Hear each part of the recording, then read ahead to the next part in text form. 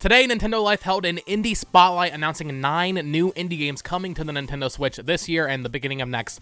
Let's talk about it, guys. Hello there, everyone. Welcome back to the channel. My name is Bo Talks Media. Of course, thank you for joining me today. I had actually forgotten that they were doing this today. Nintendo Life, of course, is a Nintendo news website, but it's nice seeing all these, like, I think it's like the Love Me Direct or Wholesome Direct, whatever it is. And then, like, Nintendo Life does their indie showcases on top of the fact that Nintendo does their own indie world presentations. So I believe we have 9 games to talk about here. And I will say this, I'm just going to be straight up with you guys. I think this was better than most indie world presentations, at least for my taste. I think there's 7 games here I am most likely going to be playing, maybe doing reviews on the channel, doing videos on them. And then there's like 2, maybe 3. I forget exactly. We'll be going through these together. So yeah, I'll footage up as I'm talking about them. Let's get into it. All right, so first up, we have a new game called Swordship being published by Thunderful. Of course, Thunderful is a very well-known indie publisher now. It's due on Switch this September. Developed by Digital Kingdom, it plays a little like a futuristic shoot-'em-up, but you on the run. It looks fast-paced and extremely colorful. Some of the official blurb is below, and then I'm reading that here. What does a shoot-'em-up look like if you remove the shooting? It looks like Swordship, an intense dodging game where placement is everything. Sharpen your skills because this is the dodge-'em-up you're looking for.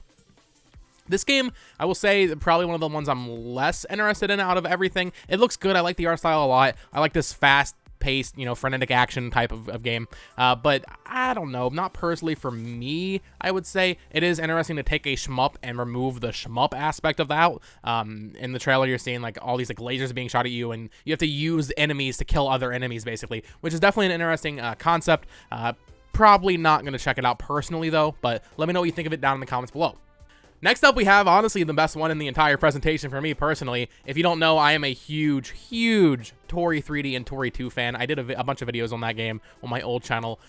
So the developer of that, Diplodocus Games and Siactro, they have announced a new Nintendo 64-inspired game called Super Kiwi 64. Now, I believe Super Kiwi or something like along those lines is a character that they've done before, like on their free, Itch.io games or, that kind of thing.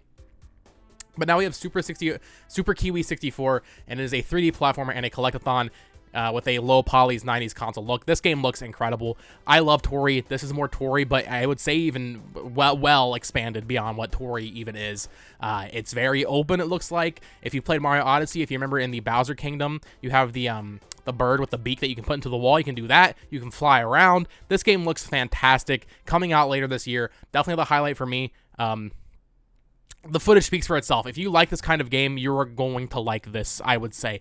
If you like Banjo-Kazooie, if you like that style, collectathon, these guys have the sauce, man. I'm telling you, if you haven't played Tori 3D and Tori 2, they're very cheap games. I think they're like $1 or $2 on the eShop. Go check those out because this just looks like a highly expanded on version of those, and that's really exciting to me. So I will definitely be doing videos on this when it comes out later this year on Nintendo Switch. Next up, we have, as Nintendo Life calls it, the gorgeous Zelda Minish Cap like Moonstone Island. So I was watching the trailer expecting this to be like Minish Cap. I don't think it's even really remotely like Minish Cap, which is a little disappointing because I was very excited when I saw that. This is coming out in 2023. It does look very good, however, just not Minish Cap. I don't know where they're getting that comparison from other than pixel art. It looks more like Stardew Valley with a card-based combat system. It does look very good. It looks like there's a lot to do in this game. You can fly around on like a little witch broom. There's a fun of like there's one scene where like a witch's house like gets up on legs and starts walking around. It looks really good.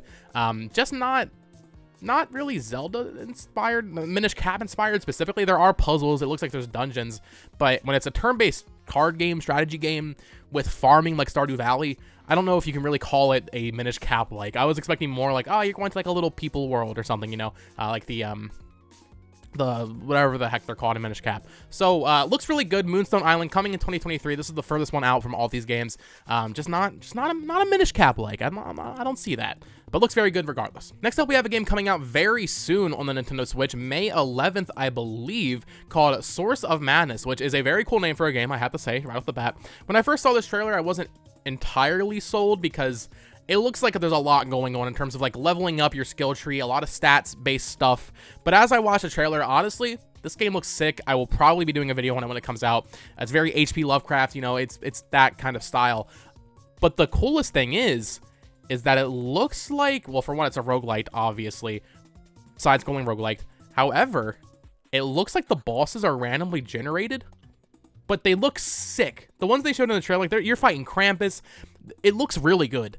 If they can keep that level of quality for all the bosses that are supposedly randomly generated, fantastic. This game will be amazing. Definitely, you know, if you like Salt and Sanctuary, it's 2D Souls. I know you gotta say the word Souls here. Bloodborne. If you like Salt and Sanctuary, I think there's another game like those recently that came out. If you like that style, it looks like this is definitely something that'll be right up your alley. I'll probably be checking it out, but definitely games where you have a lot of stats and skill trees aren't typically what I go for, but I will probably be checking this out because it does look very good. Now, I'm not gonna lie to you guys. When I saw this next one, I was like, oh, this looks so good. I was giddy like a little girl. So we have a cozy organization game, A Little to the Left, coming this summer. I believe it's August is what they said exactly. If you've played, I believe it's Unpacking, which I have not played. I still need to do that. This is a very like therapeutic, very casual game where you're just fixing your OCD when it comes to like, oh, literally the little to the left, like, oh, you're fixing like a picture frame on the wall. They showed like, oh, you're peeling the stickers off of your fruit that you bought at the store.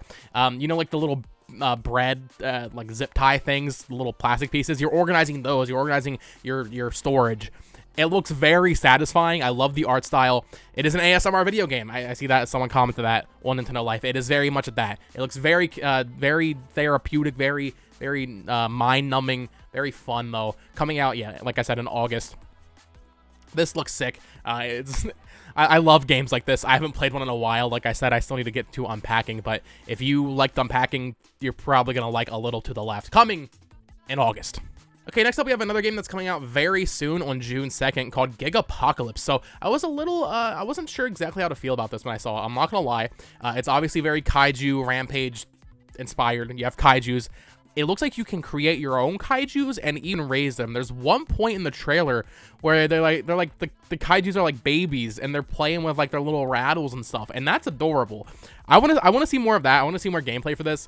I didn't really get a good feel for how the game actually plays, but it looks really cool. If the gameplay is there and like you have like this kaiju raising sim, that's awesome. Coming out June 2nd, so once again, I'll probably try to get a code for this and do a video for you guys because I'm definitely interested. There's like this one part where they're in like a first-person ship doing a boss fight, so very, very interested in this one. Once again, I think this one's being published by Head Up, not Thunderful. Head Up is doing this one. Okay. 3 more left. We have Brewmaster, definitely one that I am not personally interested in, but I know these kinds of games have been blowing up recently with like Power Wash Simulator and Lawn Mowing Simulator. This is a beer brewing simulator. I don't have much to say about it, but it's a simulator. I know these games are very popular, probably more so on PC though. I don't know, this doesn't seem like the kind of thing you would announce in a Nintendo type of presentation, but cool that's coming to Switch. Maybe these games have been doing better on Switch than I'm giving them credit for, but definitely Steam, I'm sure will also be there day one. So this one's coming out, I think, this year. Yeah, later this year. So if you are a fan of brewing some brews, now you can do it digitally. Okay, 2 more games left. Nintendo Life, I think, actually forgot to do a write-up on this one, but it's called Four Tales. It is a card-based story game. This is the other game that I personally am not interested in. Typically, with these kinds of games, I just don't do card-based combat or card-based story stuff. Moonstone Island, that's an exception because it's card-based combat. This is like D&D, straight up, like tabletop card game style gameplay. Not personally what I'm into, but I'm sure it's for someone, and the art looks good, the voice acting looked good, so definitely check this one out. And then the final game, the game that's, I think, is probably like, I'm not going to say highest budget, but like definitely it looks like a lot went into this game, is, let me get the name here, The Spirits and the Mouse, coming later this year. Very inspired by Ratatouille, might I add. Very clearly, you play as a mouse, or I guess a rat, with like this weird electric power, just helping people solve little issues. So maybe the electric thing is just for this one little gimmick puzzle, but basically there's these people at a bar and the TV turns off. So they show through the trailer, this little mouse is like going around fixing the satellite. He's like using his electric powers to restart the satellite, which is, it just looks like a lot of fun. It's a very environmental puzzle type of game. They have these cute characters that are obviously it's like a little electric blobs. It looks very cute. I need to see more of it, coming this autumn apparently. And that is it, guys. That is every game announced in this Nintendo Life Indie Spotlights. Very good. I have to say, I'm pleasantly surprised. A lot of cool stuff for me personally. Super Kiwi 64, of course. Then you have Moonstone Island, looks good. Gigapocalypse, I'm very interested in. A Little to the Left looks so relaxing. So a lot of cool stuff here. Let me know which of these 9 games you are most interested in down in the comments below. For me, definitely Super Kiwi 64. Keep an eye out for that on the channel because I will be covering it.